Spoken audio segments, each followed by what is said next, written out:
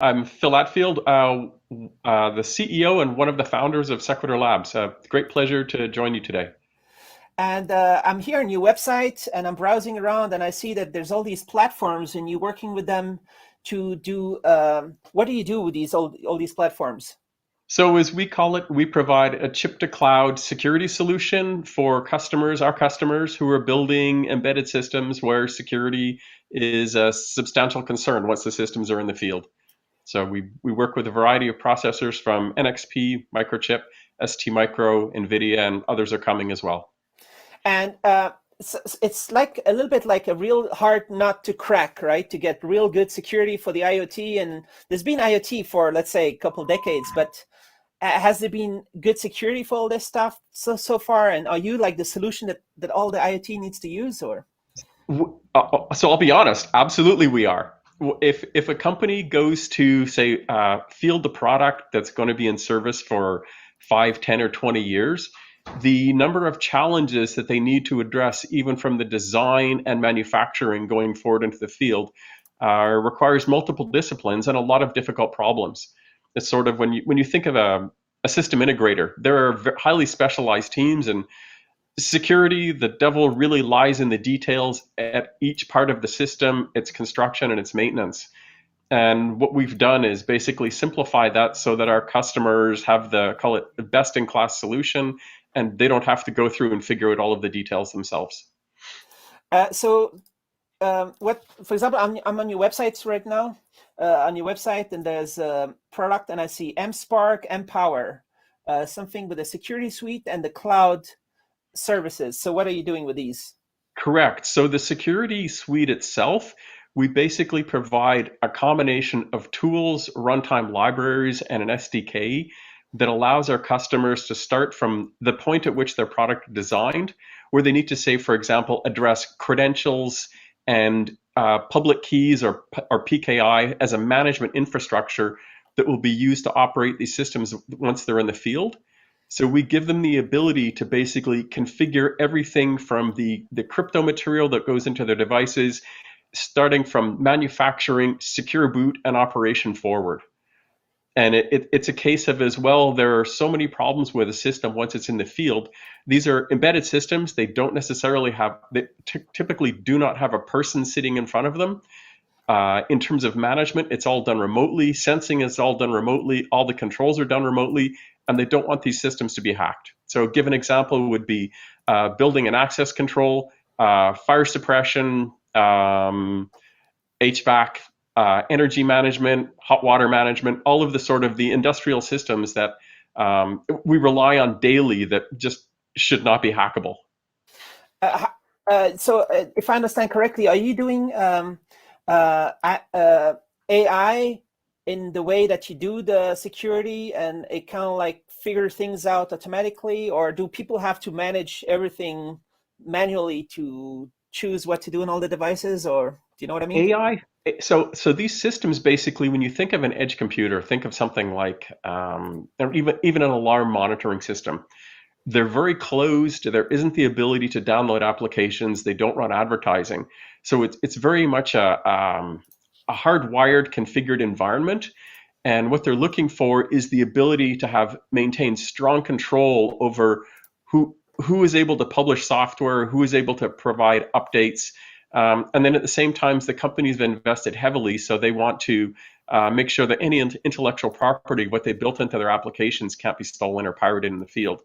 In terms of AI, some of our customers actually they build high value systems. So call it industrial imaging, for example, high throughput barcode scanners, inspection systems, say, for example, the eyes of the robot in an automotive factory that inspect welds. The intellectual property in that camera is a substantial investment. They don't want it stolen. They don't want it compromised, and the camera can't fail. So for them, it comes down to really, they sell different applications that run on their cameras. They want to be able to manage those, and those are AI and machine learning models. So for them, I mean, their business is the quality of their product, but as well as the investment they made in the analytics that they run on the system. And Uh, we're seeing an increasing amount of that as well for customers that are running AI and ML machines, basically managed at the edge. So appliances effectively. um, so the MSpark security suite. Can you? So that's the service, and it's how do you? It's like a huge kind of like work to get the whole. The So what we firmwares need to be updated securely, and who's doing the software, and who do right, the IoT device maker makes the software, right? But what do you do right. to this firmware? So let's give an example. Typically, we'll receive a board support package either from one of the silicon providers, so say NXP, Microchip, or NVIDIA, and then we receive a product that's derived from that. So a good example would be Johnson Controls, where they've gone and they've built call it their runtime and application stack. And what we do is provide them with, within the MSpark suite, we basically give them key management interfaces, so APIs that run in the secure domain. So we compartmentalize off, say, keys, cryptographic operations, and even compute operations. We provide them with the APIs and calls that allow them to manage their certificates and their keys and perform the authentication operations. At the same time, we also provide the software that connects into the boot chain to allow them to do secure updates or failover. And this basically means that their systems are never bricked. Another component as well is that we've integrated in with both the AWS and Azure IoT connectivity stack.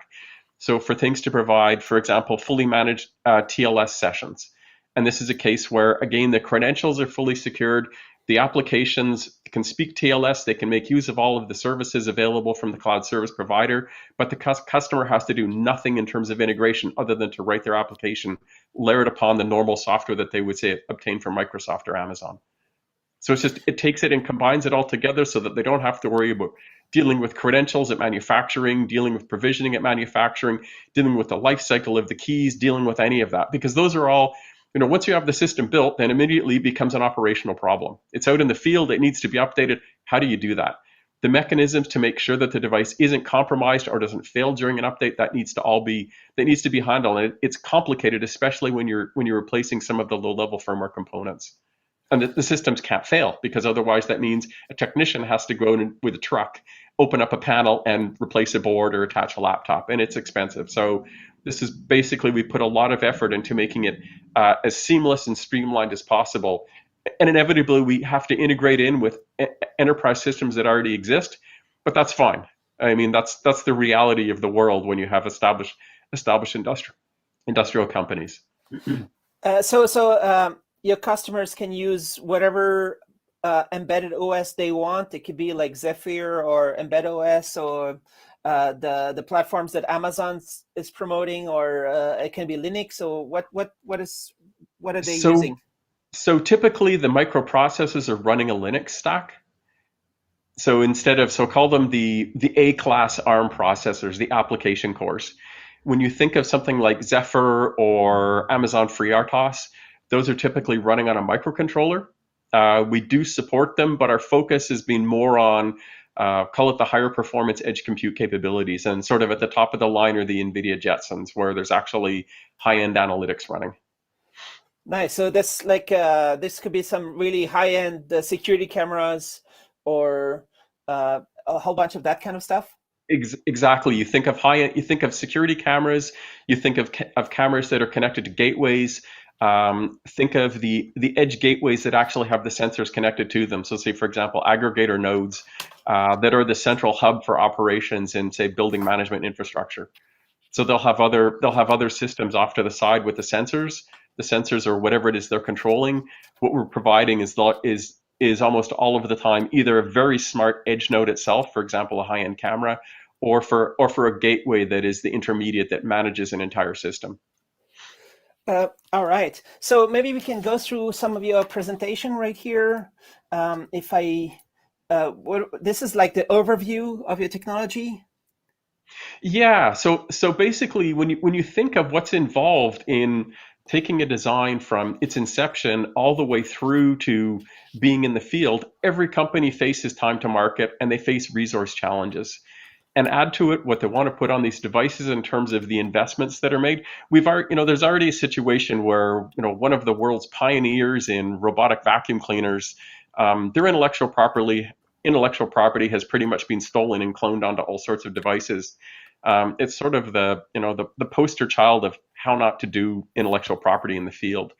And this is, over the course of the past couple of years has become publicized and well understood. So what we've had to do for our customers is actually tackle from the very beginning. And we often get involved in their, they've made their design, they've made their decision which silicon they're going to use. We wind up being involved with them in terms of taking the design through the design phases with them, through integration, working with their application teams, and then in many instances as well, it's even into their manufacturing. So because there are credentials involved and keys involved, these may or may not involve, say, a secure manufacturing facility, but what we do is provide the customers with the tools to integrate with their already existing manufacturing processes. So for example, they use an HSM for signing device keys or certificates. We make available for them the APIs that allow them to capture the information in manufacturing so that they can track the devices. They build up using the APIs that we provide in the MSpark suite, and that provides them, they can make a simple call to do whatever they want for an update. It can come in off of a USB stick, come in however they like. They get to the device, an API call causes the device to perform the update and do that itself. And then for the ones that are now being cloud connected, again, if anyone has ever gone and built a system from scratch for doing an update or firmware update, one of the challenges is making sure not only that the firmware is secure in storage. So we built the system in such a way that the online cloud storage server can't see the contents. Each device receives a uniquely encrypted copy of the content, and the contents cannot be migrated from one device to another. It's all of the things that companies care about when it comes to no piracy and strong controls over the management of the device once it's in the field. So it's important, for example, that a company that makes a really cool IoT device can somehow send the firmwares to the factory, and that they don't get lost on the way. Correct. Or that when the firmware goes to the factory and the company only orders 10,000 devices, that 100,000 devices are not manufactured and 90,000 of them are clones. Right. Think about it. So then, put it in context of once the device is in service, we've already seen the situation where it's very easy to copy a board. Anybody can go and buy a piece of hardware. They can open the case. They can create a bill of materials from the parts that are on the board. They can X-ray it and create a fake. And when you think of the implied risk in doing something like that in automotives or critical control systems, you don't want fake parts because there is a safety risk. And this is why the firmware is so call it strictly managed on these systems, is that they know, if there's 25 different pieces in the system, the pieces have to be qualified to work together properly. And this is where the fakes matter, the clones matter, and obviously they don't want the risk or liability of somebody buying a part that doesn't work properly in the system and causes some sort of failure. Think of how complex your car is. How can you make sure that they don't make the 90,000 extra devices? Where do you come in and make sure that doesn't happen? So because of the way that the provisioning is done, when the system is first brought up, it only contains a minimal runtime. And that device must go back to a system that the vendor controls to limit the number of systems that are actually provisioned properly, like fully provisioned with the applications. So you put enough software, enough firmware on the system. Either they do it entirely in their own factory, or if they're doing it on shore, they only get a minimum installation done. And the first thing the device does is it has to go back to our customer systems to complete its load. There's a question right here from Carlos. Is there FPGA support? I'm wondering if he means by that, if there's an FPGA connected to the board, can we secure, for example, something like an AI or ML image going to that? And the answer to that is yes. One of our customers actually does use an FPGA within their camera to do the analytics and do the image processing. And that image is absolutely secured. Can you describe some more examples of what kind of target markets you might have, like without maybe mentioning those you already have, but what could really be good customers in the kind of technology that you have, or is it just way too many examples? No, it's actually quite horizontal. Any place where there is the need to protect an application or an entire runtime environment. So it is very horizontal. So whether it's healthcare and dealing with private data, whether it's critical that sensor information not be leaked, if there are specific computations or algorithms that they want moved away from the network stack, those can be even migrated into the secure domain. So they're outside of the normal memory that, say, for example, Linux runs in, and the customer can run those within trusted applications. So you can you talk a little bit about the history of your company? Have you been doing this for a long time? Yes, we have. So the company's been around for about 10 years. We have extensive background in cell phones and embedded systems. Several people on the team are actually, my background is actually semiconductor design, test, and verification. We have a couple of people who specialize in formal methods and system verification at the formal level, and then several who are, most of our developers are actually physicists. They spend a great deal of time making sure that the software just does not fail. If anything goes wrong in a device driver in the software, we have to make sure that the systems are completely recoverable. So it's a very small team, but extremely disciplined and very broad. So a lot of experience and effort goes into the product. Yeah, because you don't want to deploy 10,000 cool devices out there and then some kind of security update breaks them all or something, Cor- right? Correct, and we do extensive. Unlike a lot of companies, the sales cycle is kind of typical. We make available for our customers. There's an evaluation kit. You earlier showed a slide that showed the trust board, where basically a customer can order that online from Arrow. That gives them the ability to fully exercise the system. So they go through an evaluation using the product, and then typically we may or may not be engaged to do a little bit, a small amount of NRE for integrating, say, with legacy systems. We'll give them insight and often on secure operations. And it's just essentially all of call it everything that security touches, we inevitably wind up having a discussion around either implementation or the business processes of operations. There's another question right here. So we were talking about a little bit about the Cortex-M, right? So how Yep. much, or is that maybe in your roadmap to do more and more in that direction, or you really like to do the high-end Linux stuff? So we've stayed with the high-end Linux largely because of demand. We actually have a lot of experience with the Cortex-M and even the V8M, so the newer M23, M33 that have trust zone on the microcontrollers. We were involved very early in the design stages of specializing how those cores should work.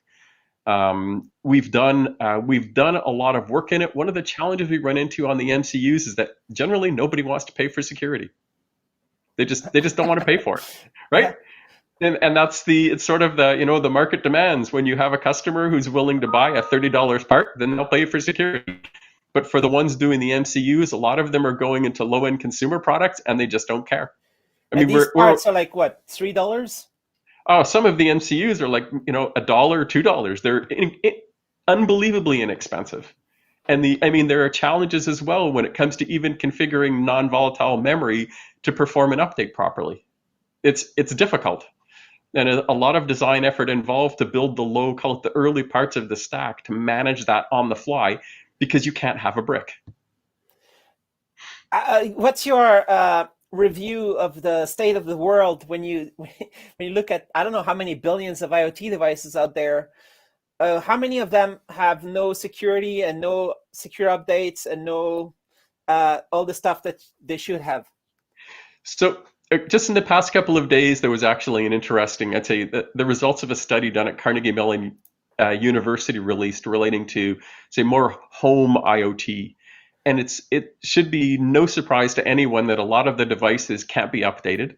They have vulnerabilities dating back several years, and that's the nature of consumer products. It's sort of where I'm happy to see security being in focus is where it is for critical and connected industrial systems or building management systems. It's sort of over the course of the past several years, enough, I'd say there have been enough hacks, and those have been going on for decades, that the large enterprises that care about their customers and their products are actually making a serious effort. And what we're seeing now is the evolution moving forward to more integrated and managed security systems. I mean, they're coming from, say, a more fragmented past, and what they're doing is moving towards managed platforms, such as what we provide. I mean, it is improving on the industrial side, but frankly, the consumer side scares the living daylights out of me. It's Uh, still, it's frightening. Robotniks says 80%. He thinks 80% do not have a stable security concept. I'd put that for consumer product is probably higher than 80% even. I mean, we've had one company approach us about solving a problem on their devices that are in the field, and it's pretty much impossible. I mean, the most we could do is security by obscurity, and we know darn well that'll be broken the next day. It just does, you have to have the hardware root, you have to have the hardware implementation. Is there a hardware crypto chip like Atmel on the board, or do you decrypt via software AES stack, for example? So on the microprocessors, we will leverage the embedded IP, the silicon IP for crypto whenever it's available. Say, for example, on the SAM A5D series, the A5D2s, those incorporate an AES engine. So what we do is we actually bind, so it's possible to actually bind the crypto engine to the secure domain. It can only interact with the processor when it's in the secure state, and it can only interact with secure memory that's not accessible when the processor or peripherals are not secure. We tend to avoid using bolt-on security parts. If a customer wants it, it's easy. We can set up a driver for them. But in the case of all of the chips we've mentioned, they all incorporate, let's call it, rather advanced on-chip security features. So including critical key storage, tampering, tamper detection mechanisms.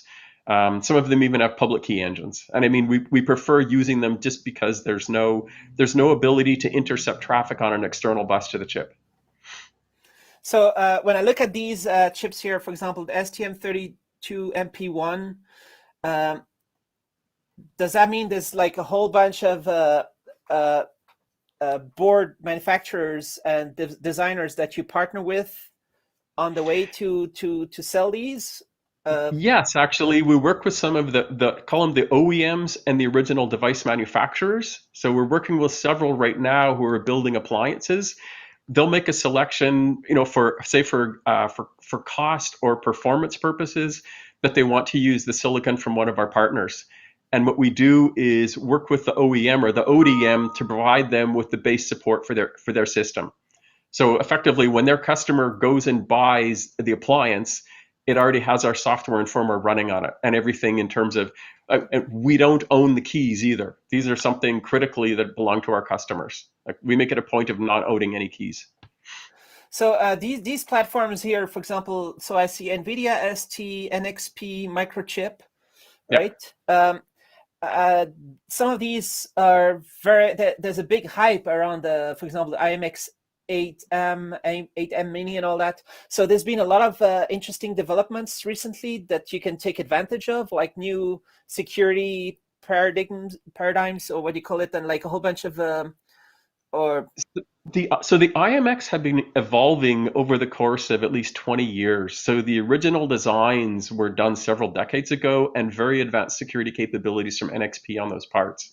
NXP has adopted it across both the IMX and the Layerscape series.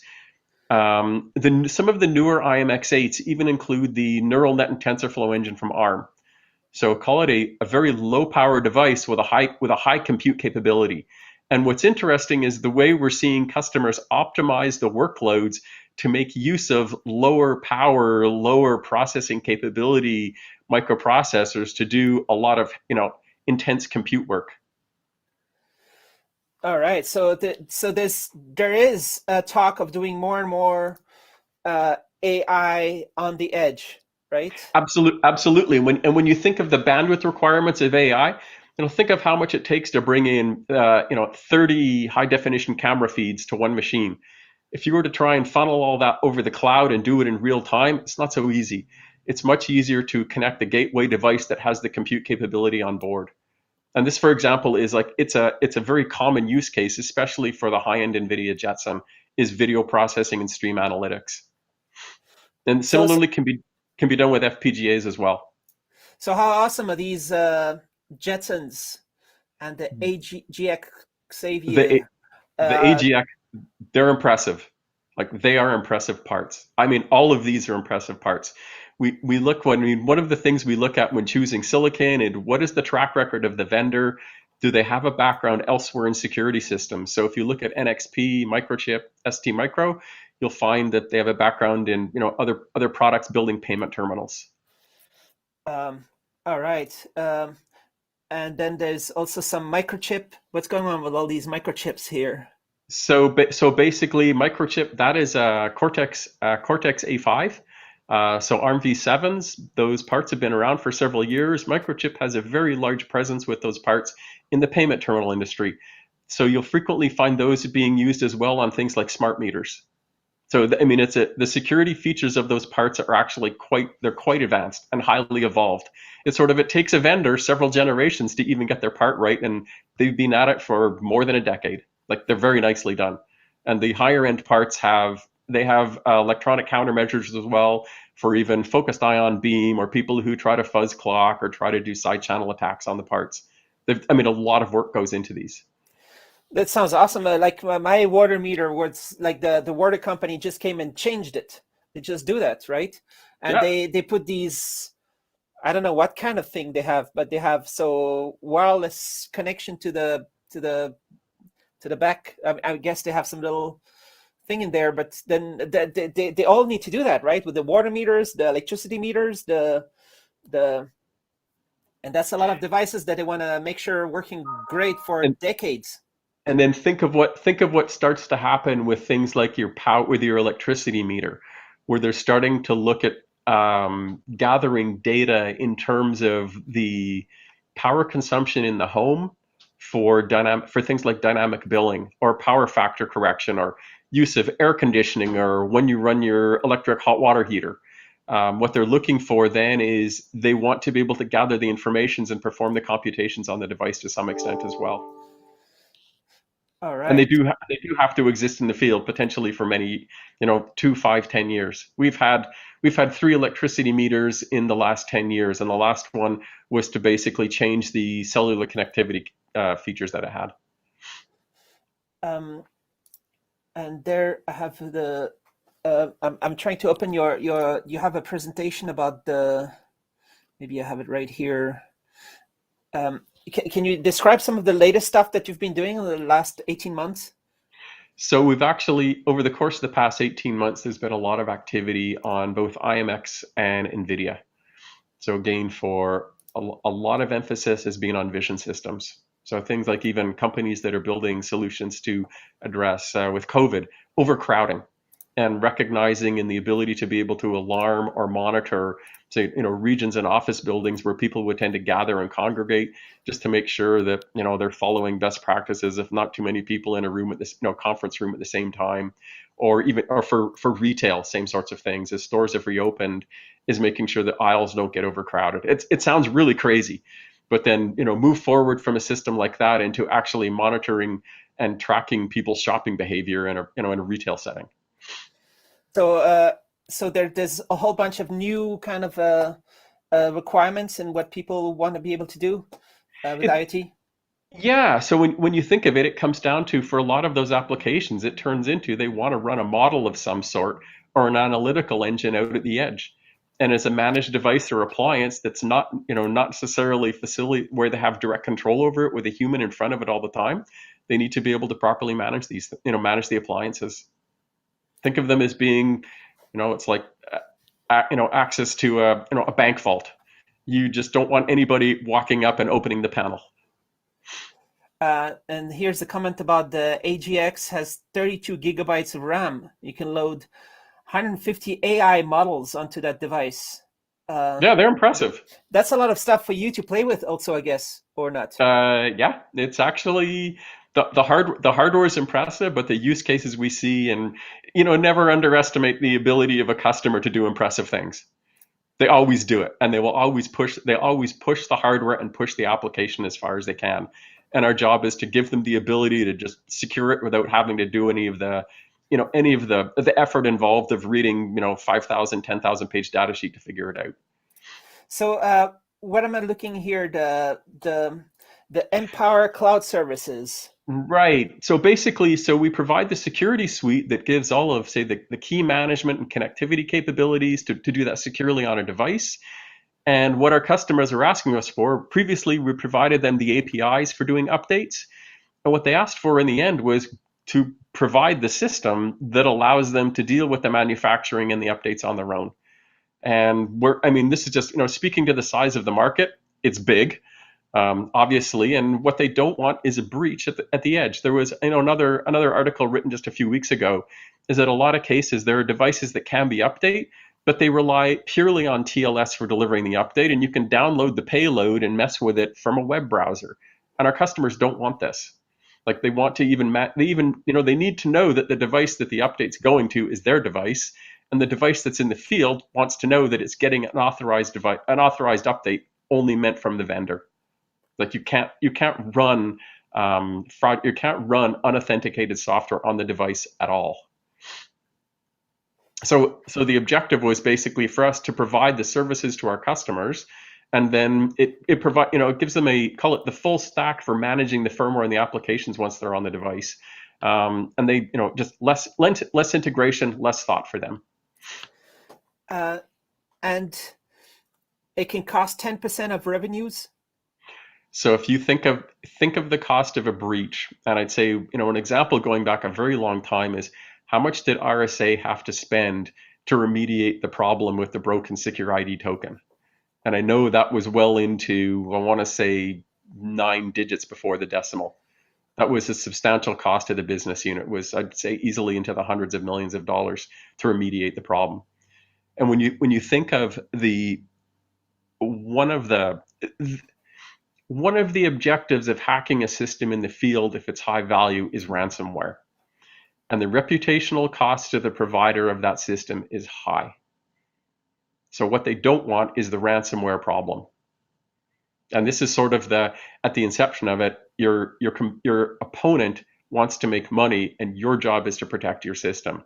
It's the risk of what happens. And that the ransomware artists, they'll find an installation and they'll go from one to the next. And this is the usual. You look at why it's not secure, and it's a hard problem, covers multiple disciplines. And it's like we've had a little bit of a strange year, but let's hope that the next, there was a big scare with the Y2K back 20 years ago, right? 21 years ago. But then let's hope there isn't like some kind of gigantic IoT problem that just shuts down a whole bunch of stuff. Well, there is a problem coming on January 19th, 2038. It's called the 2038 date rollover problem on X509 certificates. Wait for it. One of our customers was operating a PKI. We were told the systems had to be in service for 50 years. We were running 50-year clock tests on the system and found the date problem in their certificates in their PKI. So it was a matter of going through and having them to correct their back-end systems as well. And most systems won't be out there for that long, but if you have security that's relates to timestamps on certificates, when it's like when you have a browser certificate's out of date and you can't connect to anything. Imagine that. All of a sudden your system can't connect even for an update. These are not problems we want. But even before 2038, there could be something huge that kind of like makes life a trouble a little bit. So the one that we hear brought up, I'd say, by some of the most forward thinking, is the concept of crypto agility. And cryptography has a problem. Say, for example, elliptic curve public key cryptography works today, or AES 256 works today. Crypto fails hard. And what I mean by that is, when it breaks, it's broken. And you have to have the ability to remediate as quickly as possible. And it isn't always practical to go and do a truck roll and send a technician into the field. There has to be a means to update the device when it's in the field. So things like quantum crypto that some companies are starting to think about, is to make sure that there's the ability, even on a short-term basis, to get a software update onto a system in order to handle a problem like that. Because think of it as being like a catastrophic system failure. If AES 256 were broken tomorrow, and it were broken in real time, we'd have problems. Our banking systems would have problems. All right, so that's like a big problem, the AES 256 breaking, but there could be like, I guess, some I don't know, like something that's too many IoT devices is using, and that become So too easily compromised. we see some really, let's call them poor hygiene and design practice, where customer or company hasn't figured out how to do credential management for cloud connectivity, and they'll use the same set of credentials on thousands of devices, and that really turns into a system that's unmanageable. You just break it once and you've broken all those devices. And what does it mean as well for what happens at the back end at the cloud service that they're trying to use to manage that? And we've seen scenarios like that already. I leave nothing to the imagination of what can go wrong. And So yeah, no, it's always a matter of once the system's in the field, it needs to have its daily care and feeding. so if I go here in your presentation, um, it's a multifaceted problem. Yeah, so think about it. The hardware fragmentation. So for every one of the vendors that we support, and then beyond that, the implementation of silicon on each of those devices is done differently. And if a customer doesn't want to be locked into a specific device, they need a solution that works on all of those products and looks the same without them having to go in and rebuild every time they want to, say, for example, change to a different device. The threat landscape is always changing. I mean, that's the nature of sort of the cat and mouse game of security once it's in the field. There are bugs. They need to be addressed through an update, which means there have to be basically the mechanisms to do the lifecycle management. All of the disciplines required for a company to go and build a product from design all the way forward, it takes a lot of special disciplines. And even our largest customers admit what Sequitur Labs does, this is what we do. We're focused on it. We track, we work very closely with the silicon and with the software, with the silicon providers and the software to make sure that we cover the gaps. And the amount of time that we spend going through the data sheets and building the bottom of the software up it's daunting. A customer, we've been told it would have taken them more than 2 years to get a product out the door. And that's sort of the last piece, is when it comes to the time to market. If they went through to address all of the security requirements from start to finish, it can add 6 months to 2 years to their design getting it deployed. What we do is effectively take that time off the calendar and help them accelerate getting their product to market. But how are you able to do that? Is that because you've done the big work once and you can port it to all the Yes. different customers? Yeah, it's basically we've done the heavy lifting, and it comes into a matter of providing them with the tools and the software and even where to integrate into their operating procedures so that they can manage the systems. And it's interesting to see sort of the level of evolution. Large enterprises are pretty good at this. Some of the smaller companies that we deal with, there's a fair bit of education as well, teaching them even about business processes for managing keys and certificates. And that's okay. They need to do it. All right, and here, if I come back to the presentation, so here you have. Yeah, when you think of it, you have the two components. There's the MSpark. If you think of that as the firmware, the runtime that is used on the device itself, and then mPower is the cloud connectivity that leverages the MSpark suite so that the customer can manage their solution once it's in service. All right. There's a 40% reduction in time to market. Yeah, that's actually come from customers who've told us how much time we took off of their schedules to fully implement security and get the product to market. And I mean, our customers as well, they take our product and they frequently take our whole solution that goes through Security Labs before they ship it. And I mean, for them, it means we have customers using silicon from multiple vendors. They build once and deploy wherever they deploy on any of those systems. And there it shows some of the little icons here. So it could be like stuff like routers also. Exactly. Routers, cameras, gateways, thermostats, access control, power management. It's even on medical devices. So in the case of Johnson Controls, this is part of their Mcus system. And here I see a car. What do you do with the cars? The cars again, so whether they're typically closer to the head unit.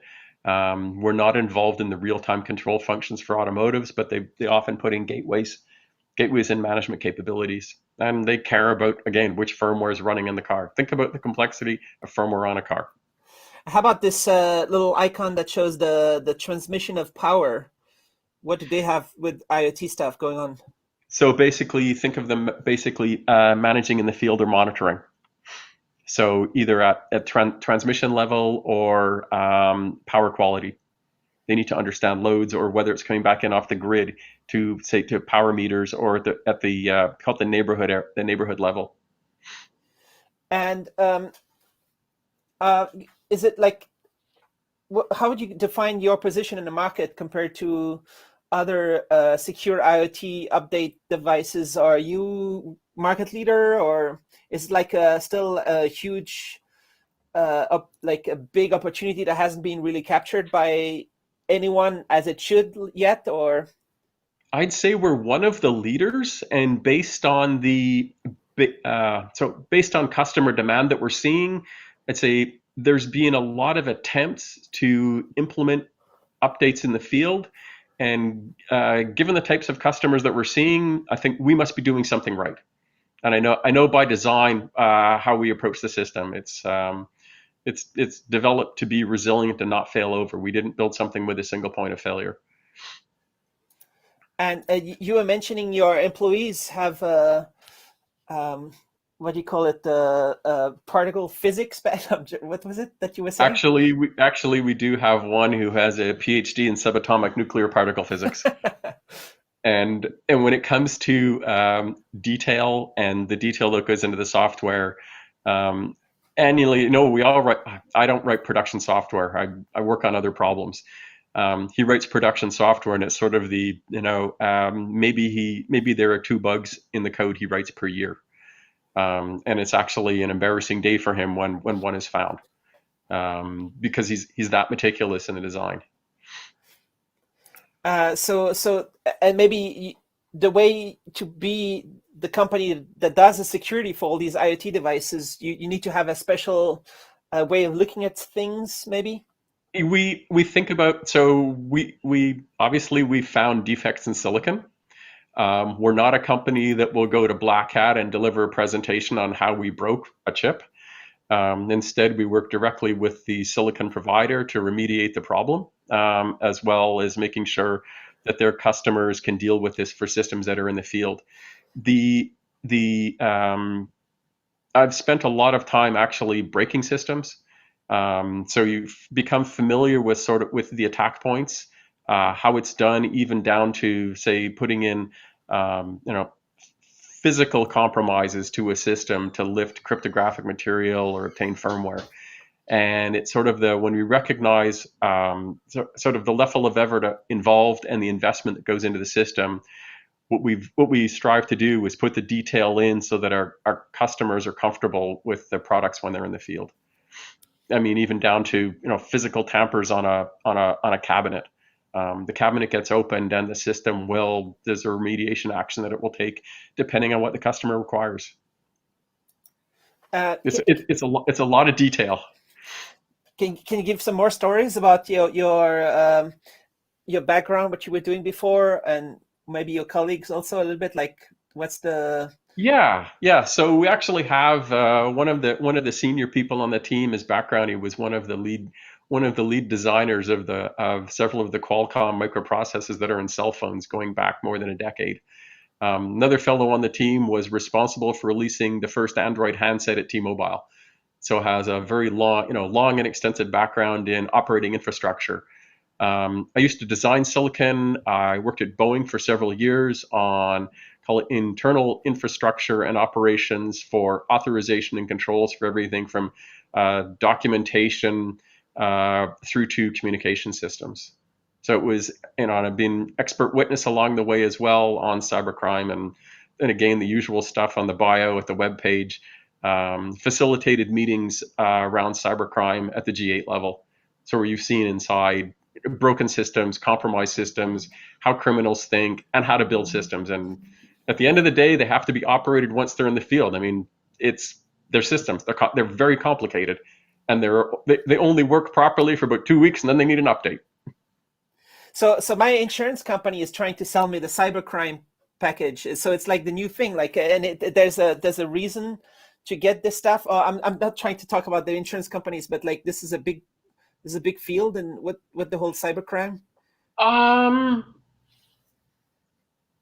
And I wonder if what they're trying to do is underwrite the risk of something like the malware or ransomware on a system.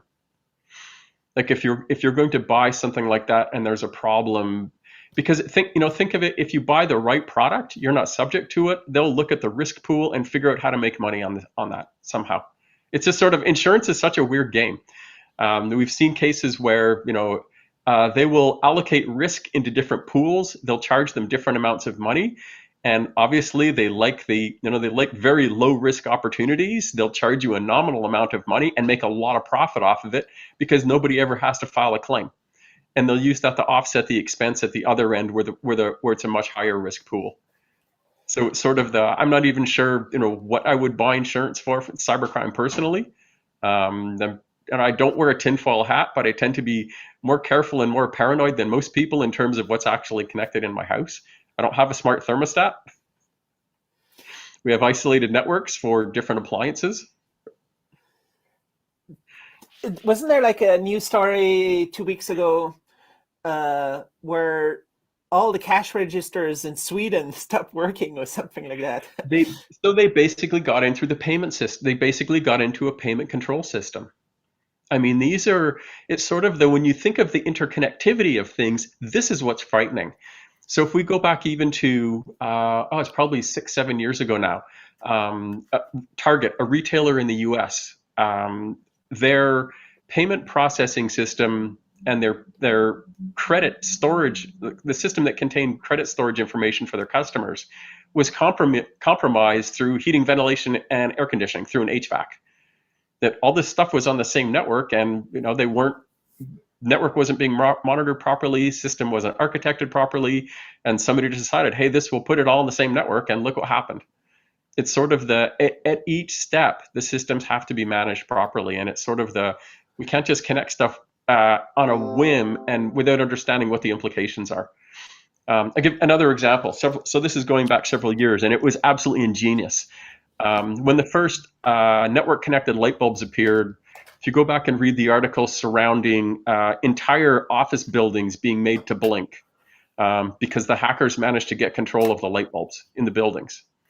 And it's sort of, I think of a light bulb, okay, the next thing that's going to happen is you'll secure the light bulb, you'll put a secure element in it. When that light bulb when the light bulb stops working and it's thrown into a bin, does that device still have the credentials that would let me access your network internally? Possibly. Does that scare me? Yeah. That's the same as somebody deciding, they're going to replace their router and they forget to wipe it before they sell it off. And we've seen this happen before too. And somebody obtains the router and gains access to the network because the credentials are the same.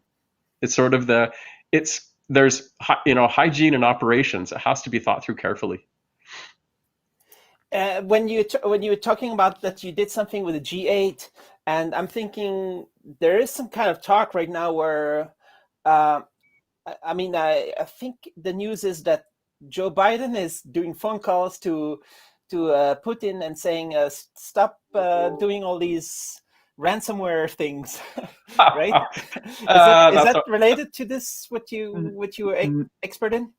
No, what I worked on was more data retention and data preservation. There's a challenge there. Law enforcement has challenges, and some of the challenges are for good reason. And this had to do with the privacy and data protection laws that exist in Europe. And one of the problems that the operators ran into immediately was how to even identify criminal activity and then track it down. And it was helping them to understand what they had in their data and how they could make use of it so that they could identify, track, and then prosecute the criminal activity. And it was sort of in crossing those gaps. So put yourself in a room where there's law enforcement that doesn't understand necessarily a computer or a network. And this is a while ago. Things have improved. There's someone from legal counsel from a large corporation who understands legalities and the law, but they don't understand the technology. And the technologists are very focused and have no grasp on the legal aspects outside of their little purview. And this is an example of when you think of the number of disciplines that have to come together to solve a problem, it was being able to help them even think about and speak about the information that they might have or what they could gain access to and how to piece together a puzzle. Um, so so it when I have this presentation up, your presentation, is it because you launching something recently, or? We did. We actually so it's only within the past couple of months that we've announced and released Mpower. So we've had the MSpark suite has been available for several years, and it was the demand over the course of the past 2 years where we set forward to do call it the proof of concept and the design for Mpower for basically the operating environment for connected devices. It was purely our customers saying, "Go build this." We did, our customers are, they're repeat customers. Once we're on a device, they're more than satisfied with the product. They come back for more and they want to do the updates. They've looked at other alternatives and said, "No, you did a good job. We'd like you to provide this." And this basically gives an example. There was a question earlier around the segregation. For people that are familiar with it, the microprocessors we support, there's a silicon feature, if it's completely implemented, called ARM Trust Zone. I think there's a little bit more animation on this one. It basically gives you a sense of what's the machine is basically broken into a secure and a non-secure domain. And the resources are hardware isolated. So think of it as being a hardware firewall between even different applications and different silicon resources on the device. And what we do is manage and enforce what happens across those partitions. So this technology has been in use, it's been around for more than a decade. It's used in payment terminals, smart TVs. It's the basis behind things like the Hdcp on your phone or for high definition on a mobile or a set-top box. And what we're doing is we make it available for, call it these high-end embedded systems, or these embedded systems that for our customers. And we leverage all of the security features that are available in the silicon to do this. So it's one thing for the silicon to implement this. It's then go build a stack and a set of applications and services around it to provide those features that let them build their product. You mentioned Hdcp. Is that Yep. the one that prevents piracy with the HDMI devices to the Yes. TVs and stuff? Yeah, so when you think of it, the movie studios care enormously about the value of that content. So most of HDCP and all of the decrypting of a TLS stream and the rendering and the delivery to the screen does not happen in an application where you can intercept the data. I mean, if you took a look at a Samsung phone to see how they implement the HDCP. You have an application that has buttons on it, but the rest of the content never gets near Linux. So the stuff that they were doing with HDCP for, I don't know, 20 years or something, it was actually reliable? I'd say it's been evolving over the course of the past 20 years. Because the idea was that nobody in China was allowed to do a HDMI capture device that didn't respect the HDCP, right? Or something like that. Yes, and a lot of that comes down as well is even some of the parts that we support, they can come keyed or unkeyed because some of call them the master keys for the HDCP are actually embedded in the silicon and they're not accessible. It's sort of, you can build an application that uses HDCP, but you basically have to have a part that has a license associated with it in order to gain access, and you still don't get to know the key. Like, the keys are not accessible. The processor never even sees the key. These are smart devices. They're very well done. But couldn't there be some chip makers in China that didn't want to respect this and just made chips that didn't, and somehow they were able to display those movies and capture them on a device that was not compliant, and then the MPAA tried to sue them and stuff?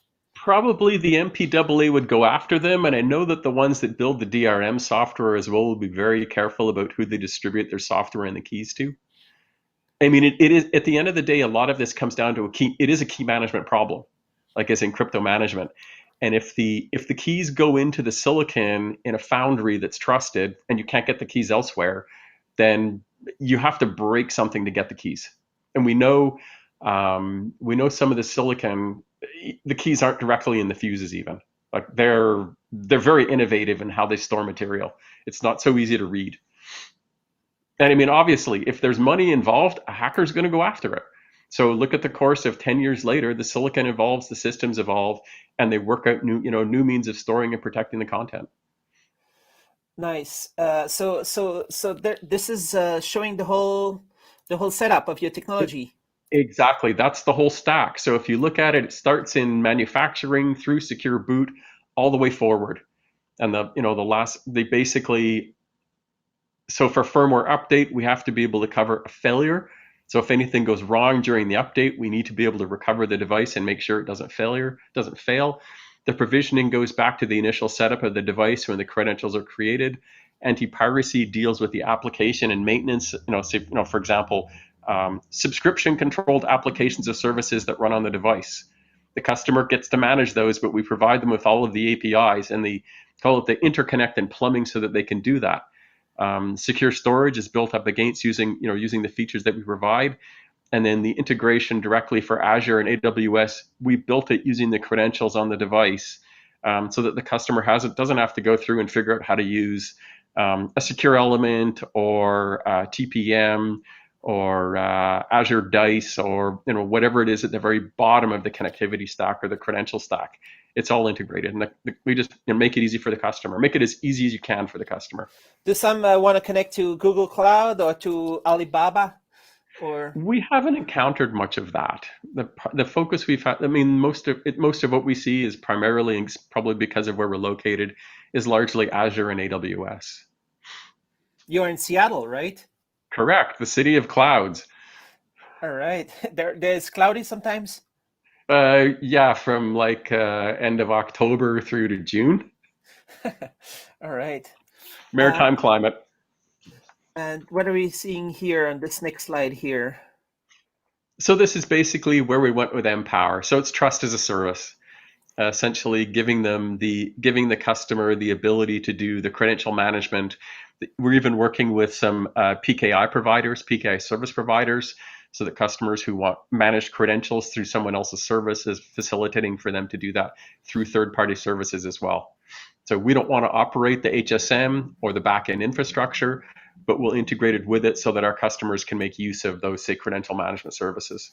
And then again, for them to do their updates, this is a matter of they'll go and build a new firmware package.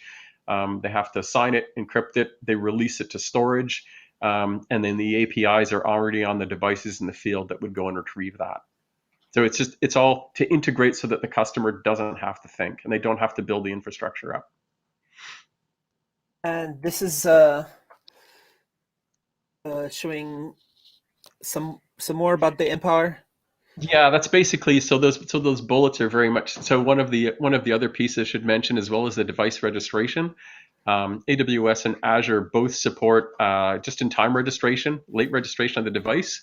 So using pre-installed certificates only, the device is able to mutually authenticate to the cloud and enroll in the customer services. So they don't have to go and say extract a certificate and preload over a spreadsheet or a web browser. It's to basically automate the enrollment and connectivity for the devices, and it just carries forward from there. So fundamentally at the beginning, it starts with credential management and carries all the way up through to the use and management of the credentials themselves, and then the services that layer on top, and then into packaging and protecting applications or models. So do your customer have like some kind of large software thing or web-based, and they click and say deploy 10,000 meters? Literally, what they do is when you think of the end of the test environment and release to manufacturing, they'll have an image that needs to be updated onto the device. They encrypt and they sign that. That's deployed to the cloud through a web interface. It's associated with the devices that it's targeted to, and the device periodically reports its status. And if there's an update available and the customer said deliver it, then the device will undertake to update itself and then report back. And who in the company is taking care of this this interaction with your technology? I guess so product managers. So it's in two places. Yeah. So basically, when you think of this, of the team that's first doing the application or the stack development for the embedded system, they're the ones that make sure that the initial firmware has all the connectivity and features that they want to go into it. If they want to use the APIs, they'll build, they'll build, call it a utility that does the unencapsulated of encrypted content for some specific purpose, whether it's data or a model. They'll work that out. The initial firmware goes out for manufacturing, so when the devices are first built, has the update capability built in. And then on the other side is when they go to release an update, that's typically through an operational environment. At this point, it's now a matter of the system is in the field, somebody else has responsibility for it. So they'll go through whatever their release processes are to publish the firmware so that it's accessible for the devices. But many of the devices are actually, they have to be designed and finalized and kind of like sometimes invented by the design house at the factory nearly, in China. And then, so then, There's or is it? actually well, that depends. You raise an interesting case because there are companies that will outsource the entire design to say a device manufacturer, and those are probably some of the more some of the more frightening security scenarios because the customer doesn't even know what's going on in terms of security on their system. In the cases where we see, say, more attention to security, they're either doing initial prototypes themselves or they're working with an ODM and giving them security requirements that must be addressed. But it comes down to who owns the security problem, and for companies that care, they still keep it inside of their own business. They may have someone else manufacture the hardware or do certain firmware components, but in the end, the OEM still own the system in terms of the responsibility for the security features. But maybe I'm sure there's going to be like a range of trusted suppliers that you might be working with that you can recommend them to work with these guys that develop solutions for this or that. We'd gladly give out recommendations, and I'd say then the next step is even if you're not certain about the partner, make sure that you're getting genuine parts, and limit their visibility of what they see in terms of your intellectual property. I mean, we've supported customers doing manufacturing in non-secure, untrusted facilities. It's possible to do it, and their systems still cannot be stolen. It's just a matter of making sure they understand what's involved with that and what it looks like for can we do it on their specific silicon. This is more back into the IP and the insights into the device behavior. So when you think in terms of if there are tampers, if there are repeated flaws, if there are maintenance problems on the system, is providing the ability for a customer to have the device report that information back. And then in the case of tampers as well, is when a tamper happens, actually have the device recover itself. You're talking about MCUs? Yeah, so on the MCU side, it's more challenging just because of the resource constraints. It's even more fragmented in terms of what the security capabilities are. So preference is to work with microcontrollers that have a very rich security feature set. I kind of give, for example, there are some from NXP, Microchip, ST Micro at this point all have, I call them, very capable parts. It's a matter of it comes down to cost and performance requirements. Most of them, you can get secure boot capabilities, the ability to isolate hardware. It's then back into which operating system, what do you want built in there, whether it's Zephyr or FreeRTOS or Azure RTOS. And it says here that you can people can contact you at info at your website and then get for a demo or a free trial. Correct. Can you talk a little bit about the business model, and is there like some published pricing, or it depends on the project and stuff? So we actually have to be flexible because it depends on the size of the company and the volume of the product. So we typically license on a unit volume, like for a product, and obviously the price is depending on the scale. The service is based on a subscription service. The free trial. So in the case of the microchip boards, we actually have a downloadable kit that they can take and try on a board with the APIs. So they can try the cloud connectivity, the SAME 5D2. So there are a couple of boards that we support. So example would be the Exalt board or the unprovisioned trust board from Arrow. They can actually try. We're working on another one as well. It will be for the IMX 8M Plus. So this is going out through, we haven't made the announcement yet, but we're supporting one of NXP's largest partners that delivers system on module for the NXP IMX 8s. And we'll have a kit available for their system as well. And so the idea of having a kit right there is that people can start to play around with your solution? Exactly. You Before? know, they want to understand what do we know about security. So the easiest thing to do is they can go through the documentation. In the evaluation kit, we provide fully working examples in source code level for all of the APIs and connectivity. Customers can take it and work with that. And then, at that point, you're usually working with a person who's been tasked to deal with the security aspects of a system or a design that they're working on. They'll get in touch with us, we'll give them presentation and overview. Then they just obtain the evaluation kit and go from there. By working with you, would you say that maybe the whole value proposition of an IoT device can be like to give people, sell something and say, as part of the pitch is that, hey, you buy this amazing IoT security device, security camera device, and then there's X number of years of secure updates, and that makes it like a more attractive. The device. Think of it in the case of our customer. So an example would be Boundary. So one of on the previous pages, they provide a home and small office security system. They wanted update capability, and for them, the update matters. They know that the devices will be targeted once they're in the field, and they want to be able to go forward and manage these once they're out there. I mean, they've taken the right approach to security. Devices get in the field, and now we've got to fix things or add features to it.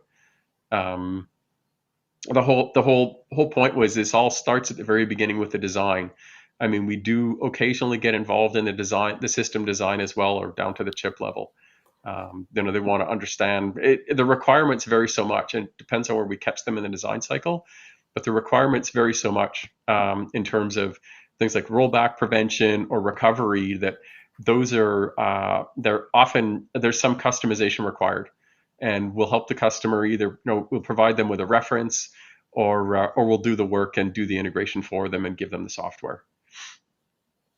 How about this year and stuff with not so many trade shows and stuff? Usually you would go to like the embedded world and stuff like that.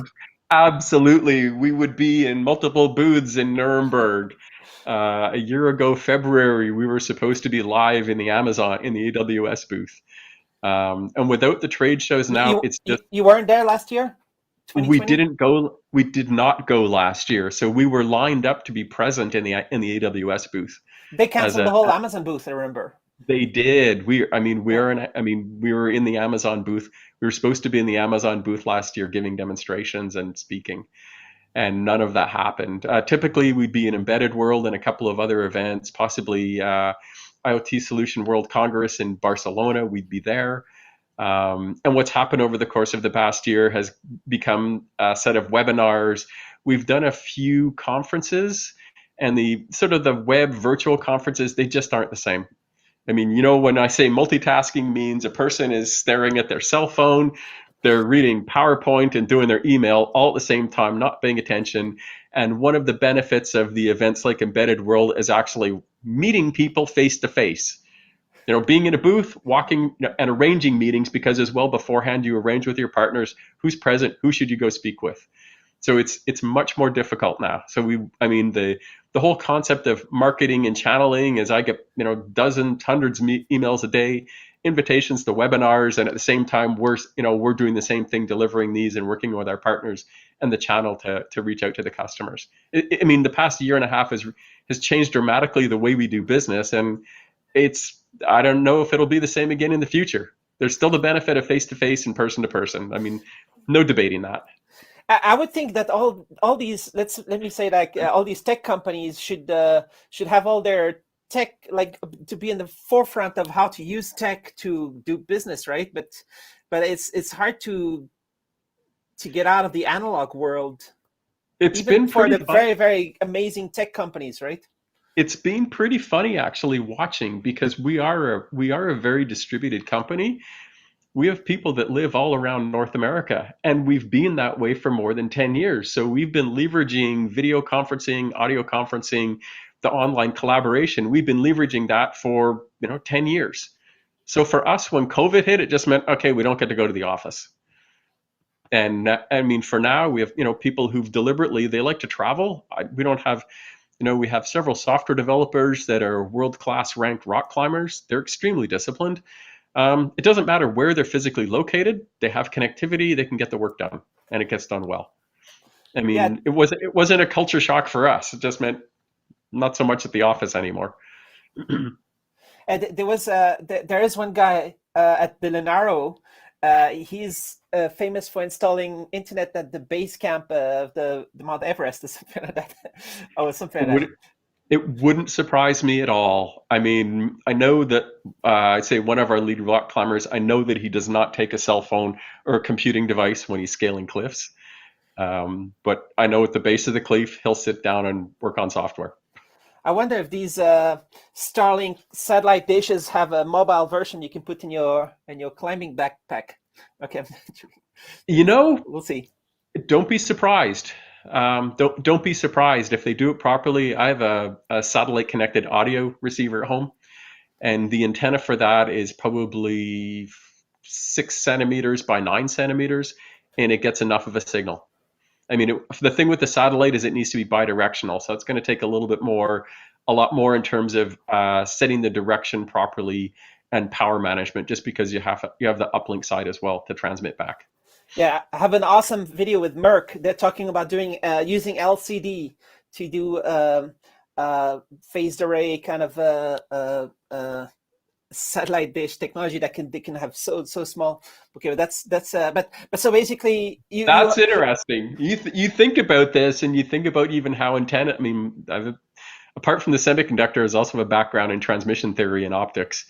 And when you think about what this means for, I mean, radio and optics, where technology is going in terms of phased array or adjustable arrays, the systems will actually the antenna will be able to adapt itself to the signal. the This is beamforming stuff, right?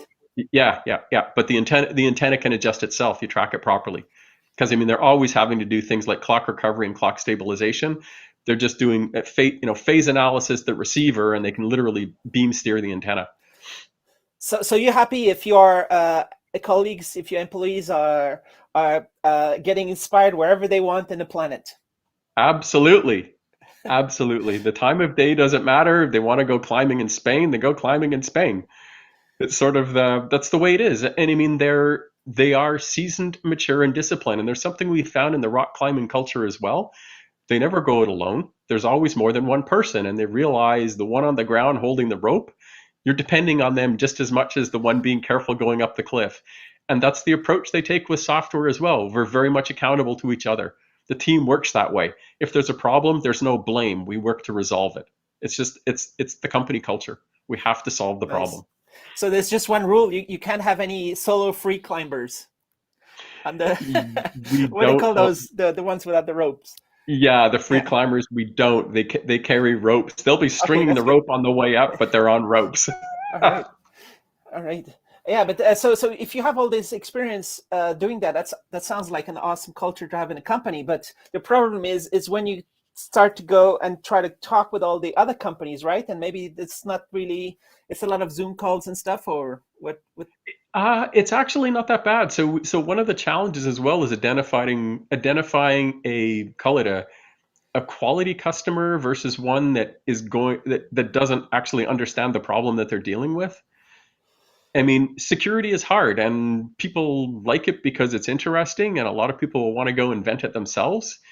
And one of the challenges you run into is they don't necessarily understand how difficult it is until they've done it and failed. And that's sort of, I mean, I would say most teams that we work with, they've been through an implementation before and they understand how difficult it is. And that's what we specialize in. And it's identifying the ones that are just sort of coming in and going, I heard something from the sales guy from this company. I'm just going to put this part on my board. And it's like, yeah, think carefully about that. It's not so easy. It's not security is not a bolt-on. It has to be designed in.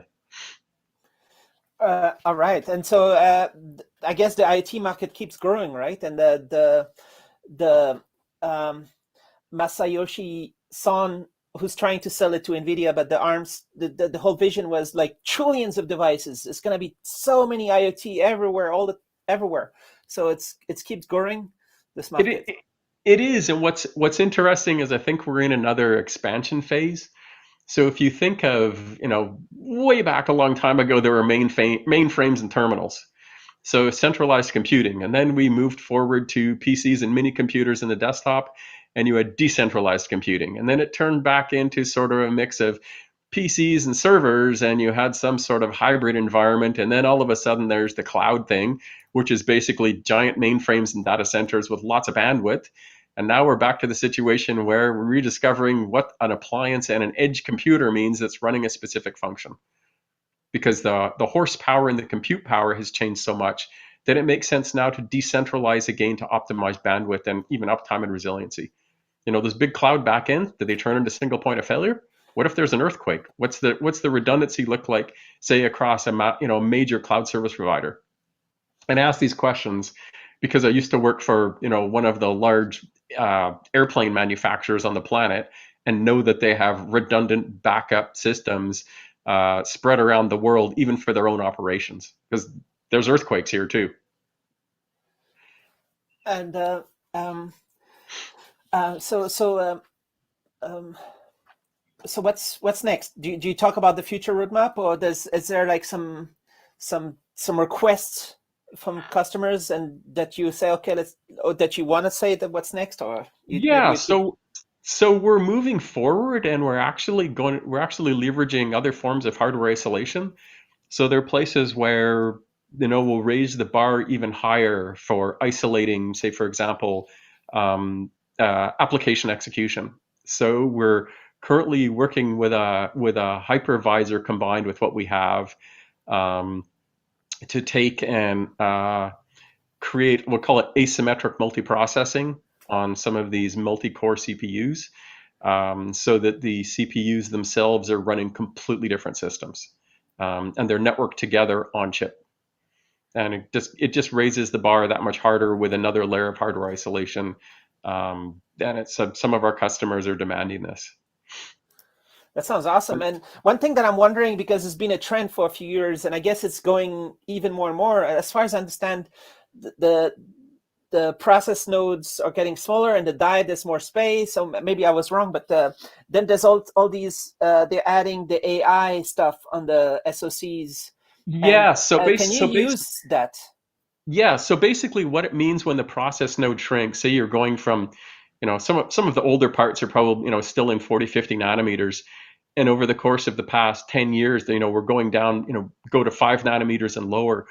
What that does, by reducing the gate size, dramatically reduces the real estate. So the die becomes much smaller again, or the die is larger with just that much more capability. But at the same time, because the gates are, the gate width is so small, they operate at a lower voltage, and therefore it can run faster, but also can consume much less power. And the other thing that starts to happen as well is it becomes that much more difficult to break the device, because you're now on such a dense population that trying to even go after that with something like focused ion beam becomes more difficult. So the security improves as well. Nice, because all this AI stuff on the chip, does that also give you some ability to use that and do more security? Oh, absolutely. Think in terms of even the analytical models that can be done to basically do network or traffic analytics on a device. So even monitoring the environment around it, where you, instead of moving the model out to the cloud, you're actually running this on the edge node. And we have customers looking at doing that as well. So they're basically calibrating models to understand the network of, or the nature of what's happening within their own systems, and then monitoring those on the device. All right, but thanks a lot. I think we've done a feature film so far, so that's awesome. And I guess we can you can go and edit. So, yeah, it's not going to be edited. It's just going to be like this, and hopefully people think it's great. And so people can contact you, right? Maybe. Yes. they can contact you and get more information? Absolutely, absolutely. I mean, we're always happy to deliver a presentation and walk through. Then as well, there's a lot of stories that haven't been told too. All right. Yeah, we can do what do you call it? A sequel maybe in the future. A sequel of horror stories of other things that we can talk about. Yeah, that'd be great. I'm sure you have lots of stories, and maybe also your colleagues have great stories to talk about in the future. But We do. and people can watch your. Do you have a YouTube channel, or where do you post all those webinars?